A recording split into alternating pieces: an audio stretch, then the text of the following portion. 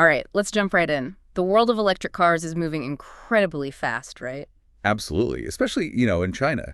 That small EV market there is just buzzing with competition innovation. And really aggressive pricing, too. That's what we're diving into today. Some new stuff from Chery, specifically their brand new QQ Domi. Yeah, the Domi. We're looking at an article that breaks down these new models. Right. So our plan is to quickly unpack the key details for you. The specs, the features, how it stacks up so you can get a handle on what's happening with these super affordable city EVs. Okay, so the main event, let's call it that, is the Chery QQ Domi. What is it? It's a small electric hatchback, 5 doors, 5 seats, really built for city driving. And the numbers? Well, they really make you look twice. You've got two versions. The first one has a 305-kilometer range. That's using the CLTC cycle. Which is China's own testing standard, yeah. Exactly. And that one kicks off at just 59,900 yuan. That's what? Roughly 8,300 US dollars. Yeah. Super competitive. Seriously competitive. And then there's the longer range one, 405-kilometer CLTC, for 69,900 yuan, so just under $10,000, like 9,700 USD. Getting that kind of range, even CLTC range, at those prices, that's a pretty big statement for urban mobility. Definitely. And it looks the part, too, doesn't it? Clearly going for a younger buyer. Yeah, kind of rounded, smooth shape, LED lights. Those hidden door handles look quite slick. And that blacked-out C-pillar thing, giving it the floating roof effect, it's a popular look. Plus some fun colors, sky blue, rouge pink. They're not playing it safe there.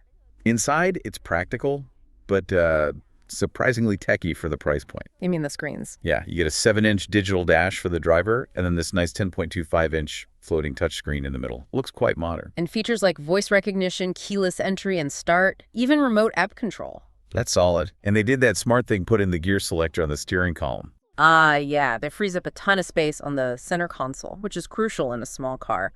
Plus, practical stuff like 40/60 split rear seats. Standard, but important. Performance-wise, it's pretty straightforward.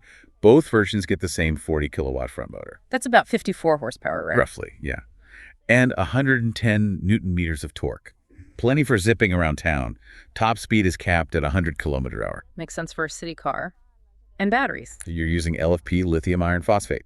Common choice for keeping costs down. Safer, too, generally. What are the sizes? 28.5 kilowatt hours for the 305 kilometer version and 39.33 kilowatt hours for the longer range 405 kilometers wide. Okay. And charging. Fast charging. Yep, both support it. They claim 30% to 80% in about half an hour. That's pretty decent. But here's something really interesting. The 405 kilometer version, the pricier one, has VTO capability. Vehicle to load, so you can power things from the car. Exactly, like plug in a laptop or lights if you're camping or something. That's a feature you usually see on much more expensive EVs. Pretty cool addition here. Chery didn't stop there, though. They updated some other small EVs, too, right? Right. They also refreshed the Little Ant. There's a new Love Edition, which is basically the new entry point. Starts even cheaper, around 7,600 USD. Still gets a big screen, 10.4 inches, but maybe trims a few other features. Seems like it, yeah, to hit that super low price. And then there's the QQ ice cream, the really tiny one. The Vitality Edition, what's new there? It gets a 205-kilometer range, but that's NEDC, the older standard. The big addition is fast charging 30 to 80% in 33 minutes, and a promotional price around just $5,500. Wow. Okay, so putting the QQ Domi back in the picture, who's it competing against? Well, you've got big names like the BYD Seagull, though that started a bit higher price before subsidies. And Leapmotor T03 is in a similar price bracket. So Chery's strategy seems pretty clear. Yeah, distinctive looks, good practical features, maybe that VTOL surprise on the top trim, and just really aggressive pricing.